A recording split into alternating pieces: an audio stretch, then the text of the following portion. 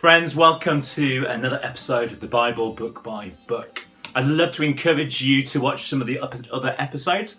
If you enjoy this particular episode, then give it a thumbs up. It really helps us giving those thumbs up. It means other people get to see and hear about the video. So please, if you are enjoying these Bible Book by Book episodes, do subscribe to the channel and do give thumbs up. Now, today's episode, we're going to look at just the end bit of a parable that Jesus tells. And we find it in Luke chapter 15. And we know it is the story of the prodigal son. But actually, it is a story of two sons. And more than that, it's a story of a father and the heart of a father and the behaviour of a father. People are lost. And the question is, what is our Father like? What is God like? And in the parable of the prodigal son, we actually learn a lot about the Father. Here we have a boy who's rejected his dad. He wants his dad dead and he's run away. He's literally run to another country where he's feeding pigs. Being told that he's feeding pigs, we're essentially told he's out of the Jewish family. He's become someone else outside of the family. But the boy chooses to come home. And when the boy comes home, we're told the father runs towards him.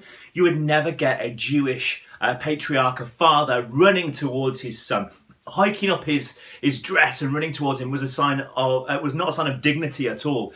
So to see a father run, that is the father kind of relinquishing dignity because he just passionately loves his son. But the son comes home, and we're told that the father tells the servants to do three things with the boy. We're told they tell them to reclothe the boy, to give him a ring on his finger and shoes on his feet. And these three things, these gifts that are given to the son, are symbols of something much bigger that you miss in the text. So we're told that the father says to the servants, go and fetch new clothing, a new garment for my son. And they go off and they bring a garment. Now these garments were family garments. They were only the garments that were to be worn by the family. Remember the story of Joseph and his Technicolor Dreamcoat, which wasn't Technicolored at all, but that's for a whole other episode. But Joseph was given a special family garment to signify something. In the same way, this boy that's come home, this son that's run away, that now has come home again, he's been told that he's got to be reclothed in the family garment. So the father wants to make it very clear. The boy isn't to be just one of the servants or one of the hired hands on the farm. He's adopted back into the family. He's given the family coat to put on. The next thing we're told is that he's to be presented with a ring on his finger. You might think, why give him a ring? Sure, the boy actually wants any jewellery at this particular point, but that ring symbolised something. If you had a son and you wanted your son to carry on the family line and you wanted your son to take charge of your business and be involved with your business, you would give them a family ring with a crest on it.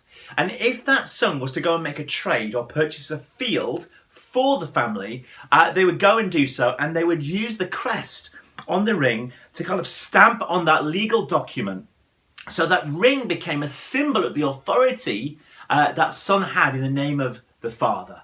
And we're told that he was given this ring, put a ring on his finger, the symbol of the authority. You could say that ring in modern day society is like being given the family credit card.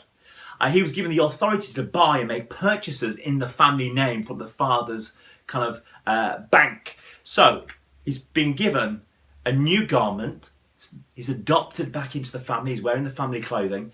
He's been given the family credit card, the ring, so he can do buying and trading in the family name. And then we're told the final item, put shoes on his feet.